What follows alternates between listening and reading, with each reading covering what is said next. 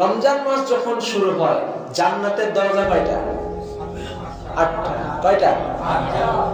রমজান মাস শুরু হলে জান্নাতের 8টা দরজাই আল্লাহ খুলে দেয়। সুবহানাল্লাহ। জাহান্নামের দরজা কয়টা? 7টা। রমজান শুরু হলে জাহান্নামের 7টা দরজাই আল্লাহ বন্ধ করে দেয়। সুবহানাল্লাহ। আমাদের একজন বন্ধু আছে, জানেন, সব সময় আমাদের সাথে থাকে। সাধারণ মানুষের কাছে একটা, তলেবুল ইলমের কাছে 70টা। সে বন্ধুটা কে বলেন দেখি? ইবলিস। তো ইবলিস তো চাই না আমরা ভালো কাজ করি। তো রমজানের মতো একটা পবিত্র মাস, বোনাসের মাস, সেই মাসেও যদি ইবলিস আমাদেরকে জ্বালাতন করে, তাহলে তো ইবাদত বন্দেগী করা কঠিন হয়ে যায়, তাই না?